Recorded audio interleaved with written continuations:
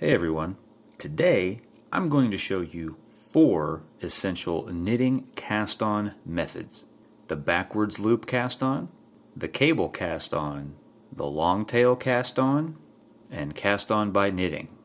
If you're new to knitting or just want to expand your skills, this video will help you understand when and why to use each one. Plus, I'll walk you through each step slowly. So grab your yarn needles and let's get started. First up, we have the backwards loop cast-on. The backwards loop cast-on is one of the simplest cast-ons.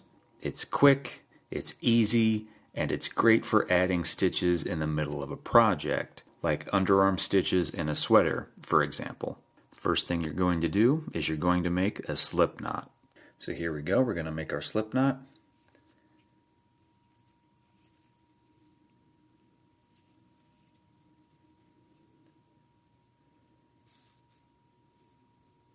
And we're ready to get started. I will try to keep the talking instructions to a minimum. I think that you learn better when you just see how it's done. So in my right hand, you can see how I'm holding it. It's pretty straightforward. The side of the yarn that's going towards the ball of yarn is the left side, or the left strand here. So watch really closely how I put the yarn into my left hand here. First thing I'm going to do is I'm going to put the yarn in between my pinky and my ring finger, and then I'm just going to wrap my thumb around it like that. So one more time, in between the pinky and the ring finger, and then just wrap your thumb around it like that. This works for me. I find that having it in between the pinky and the ring finger, I'm able to have more even tension. Although there are definitely people who grab the whole thing like that. This is just how I do it to keep an even tension. So now that we've got the yarn in the left hand, let's start casting on. So watch really closely.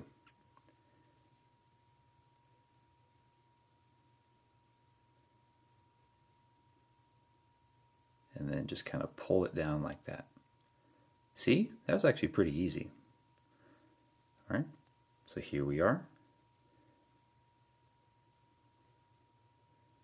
And then you can just kind of use your hand to bring the tension back up.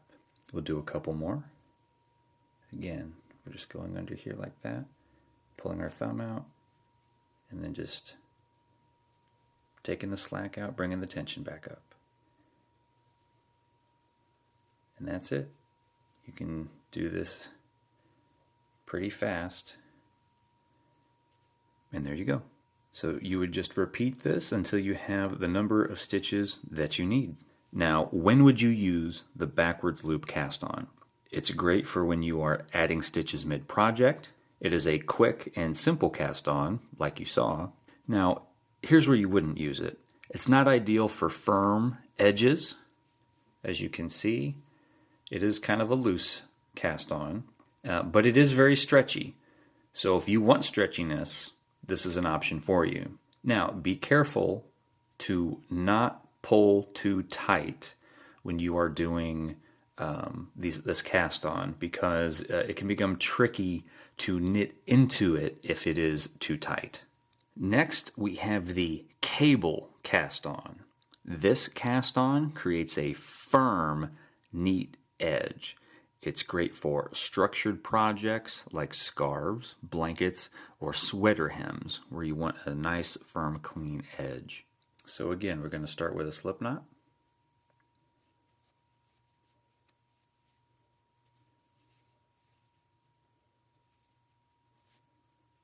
All right.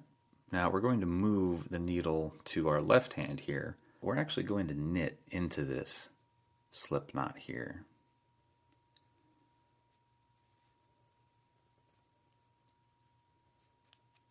However,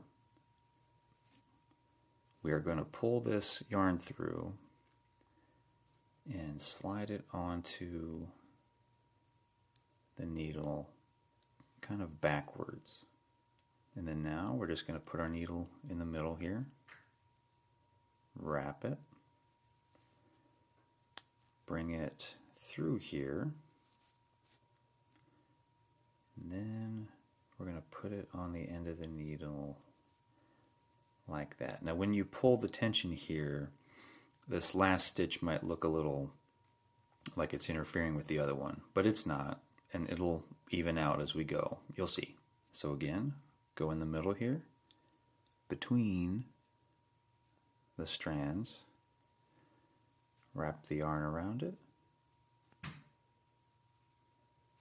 then bring it through, and then slip that loop onto the end like that, let go, and there you go. I'm going to do a couple more so that you can see what it looks like on the needle. Go in between the middle here, wrap it, keep the needle up against the other one when you pull it through here, then wrap it like that, and we're going to do another one, go through the middle, wrap it, bring it through, and set it back on the needle. As you can see, you have a nice uniform clean edge right there. So this is the cable cast on. Why is it useful? It's great if you want a sturdy edge. It's good for button bands, and it also gives you this nice clean appearance. Now, when would you not want to use the cable cast on? Well, it is less stretchy than other methods, so for garments especially, you are going to want to keep that in mind. Next, we're going to do the long tail cast on. This is probably the most popular cast on in knitting, and it's for good reason. It creates a stretchy but stable edge. Now, one big difference with the long tail cast on is that you do need to measure out, or at least know how much yarn you are going to be using to start your project, because the tail side of the slip knot is going to be used when you cast on.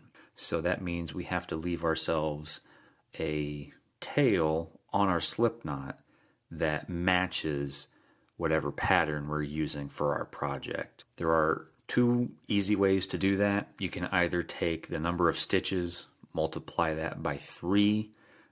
Why do you do that? It's because about 3 inches is how much yarn you need for one stitch. That's an approximation. Or some people will wrap the yarn around the needle, and however many times it wraps around, that gives them the right length of yarn. So like right here would be 4 stitches, here would be 5 stitches, 6, 7, so on. Whatever works for you, just make sure that you have enough yarn to start your project. So just like in our other methods, we're going to start with a slip knot, but again, we're going to give ourselves enough of a tail to do this cast on. So I'm going to say 10. We want to do 10 stitches. So how much yarn do I need for that? This is probably fine for 10. We're going to make our slip knot just like regular.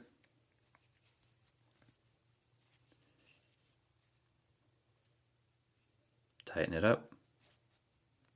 All right, now we're ready to get started. Here's the big difference with the long tail cast on and the backwards loop cast on, like you saw in the beginning of the video. The only difference really, at least the way that I do it, is that we're including the yarn tail here on the slip knot with our cast on, but really what I do with my left hand isn't really that much different. So we're going to do the same thing like we did with the backwards loop cast on. I'm going to put the yarn that goes to the skein or the ball of yarn in between my pinky and my ring finger, just like before, and I'll wrap the yarn around my thumb, just like we're going to do the regular backwards loop cast on. The difference here is that when we do the cast on, we're also going to pick up the yarn tail of the slip knot. We're going to set up for the cast on like this, but with the yarn tail, we're going to put it in between our index finger and our middle finger. So here we go. We're going to pick it up just like we're doing the backwards loop cast on, but we're going to grab the yarn tail, bring it through, and now we can tighten that stitch up. So here we go again.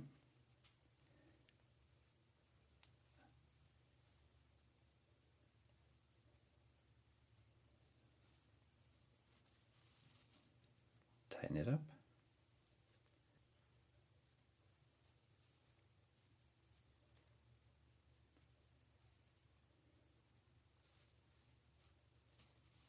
And tighten it up.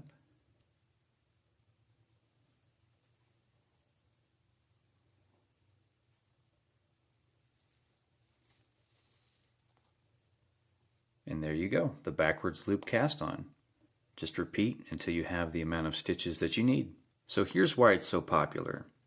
It is pretty stretchy, but it's also strong. It's great for most projects, so it's a good general purpose cast on, and it looks clean and professional. So, like I said, it's popular for a reason. Lastly, we're going to be doing cast on by knitting. This method is very beginner friendly because it's basically just knitting. So you do have to know how to knit in order to do this, but if you're going to be learning how to knit, you're probably going to know how to knit, or you're going to learn how to knit very soon. So we start with the slip knot.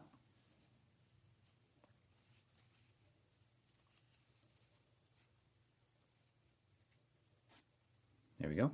We're going to switch the needle to our left hand. I want the yarn tail of the slip knot to be closest to me. I don't know if that matters, but I've always done it this way. And just like we're knitting, I'll show you how I hold the yarn in my left hand when I knit. I go like this. So that's how I hold the yarn in my left hand when I'm knitting. As always, tension is important here. You want to make sure that you have even tension throughout. So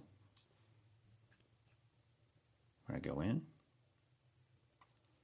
wrap the yarn,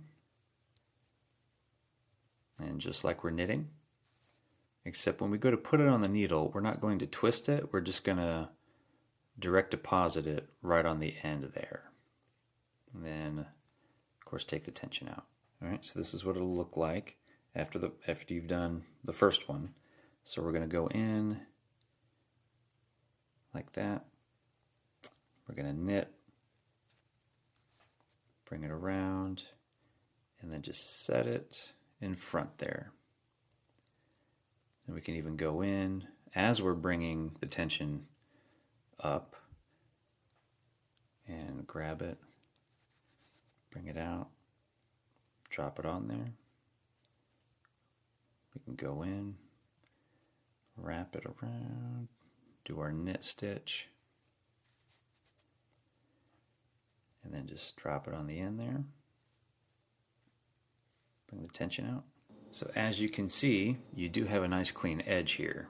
So just keep going until you reach your stitch count. So when would you use the cast on method where you cast on by knitting? You would use this if you already know how to knit, of course.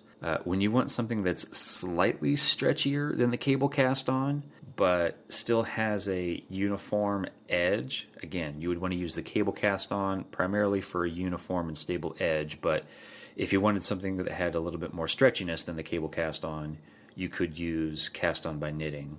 And another reason to use this stitch is because it's just easy to remember because it mimics knitting. So let's recap here. The backwards loop cast on, very stretchy, simple, but it can be loose. Cable cast on, firm and structured. So if you want firmness, there you go, but it's not very stretchy. Long tail cast on is a good general purpose cast on. It's balanced and versatile. It's got a very stable, clean edge, and it does have some stretch to it. The cast on by knitting is beginner friendly, and it has a little bit more stretchiness than the cable cast on, but it also has a very clean edge as well. So that's it. 4 essential cast on methods every knitter should know.